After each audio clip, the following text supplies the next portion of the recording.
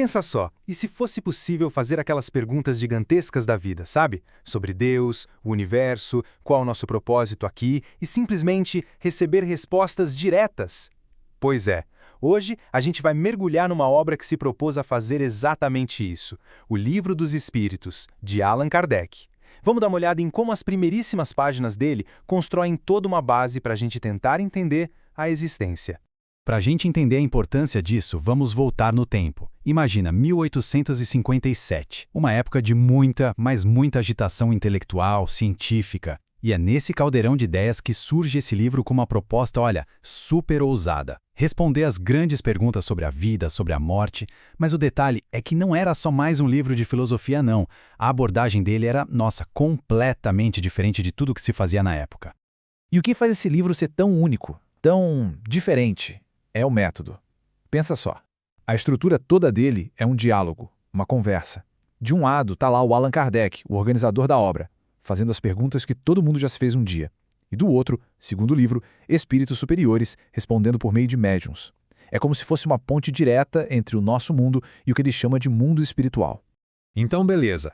Com uma tarefa tão gigante pela frente, por onde se começa, né? O livro não perde tempo. Ele vai direto na jugular, no ponto mais fundamental de todos. A questão que é literalmente a base, o alicerce para tudo que vem depois. E a primeira pergunta é: o que é Deus? E a resposta, olha, o que chama a atenção nela é o quão precisa ela é. É curta, é direta e, o mais importante, ela foge de qualquer descrição humana. A resposta que o livro traz é: Deus é a inteligência suprema, causa primária de todas as coisas. Ou seja, o foco está todo em inteligência e em ser a origem de tudo e não numa figura, numa personalidade com barba branca, sabe? E o legal é que o livro já parece antecipar uma confusão muito comum que a gente faz. Tipo, se Deus é a causa de tudo e é perfeito, então Deus é só uma outra palavra para infinito? A gente acaba usando esses termos quase como se fossem a mesma coisa, né? Mas a obra já chega fazendo uma distinção super importante, logo de cara. E essa diferença é fundamental. Falar que Deus é o infinito seria uma definição incompleta. E por quê? Bom, segundo o texto, o infinito é uma ideia, um atributo, uma abstração. É como definir alguém só pela altura da pessoa, não é a pessoa inteira. A resposta diz que Deus tem perfeições infinitas, mas ele não é o infinito em si. Deu para pegar a diferença?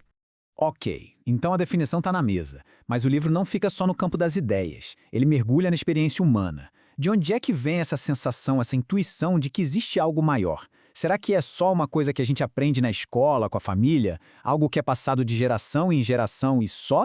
Aí vem uma resposta que, na verdade, é outra pergunta. E é bem provocadora. O livro argumenta: se assim fosse, por que os vossos selvagens também teriam esse sentimento?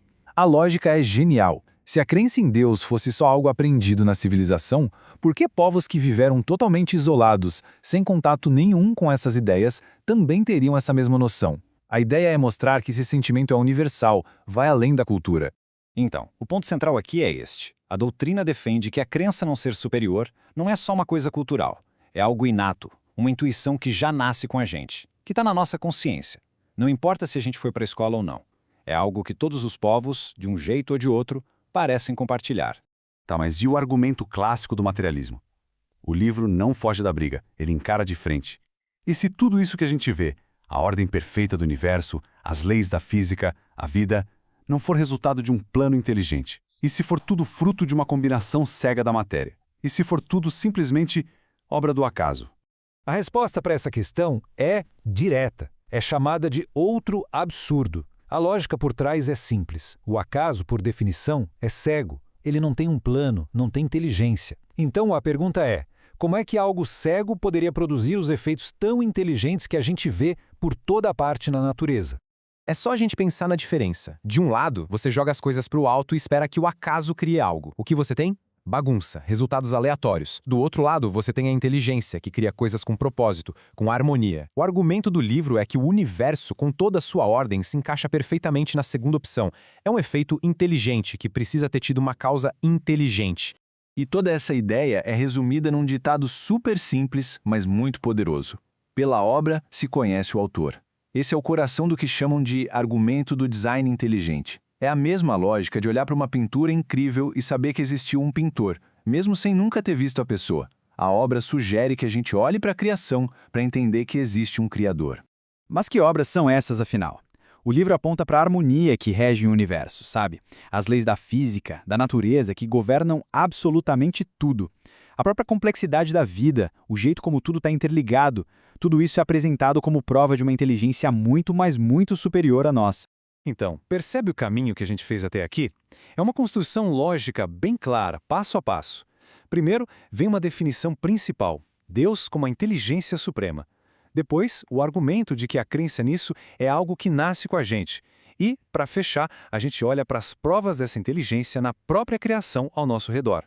Essas primeiras perguntas, então, são a fundação, o alicerce de toda a doutrina. Mas aí fica aquela questão no ar, né?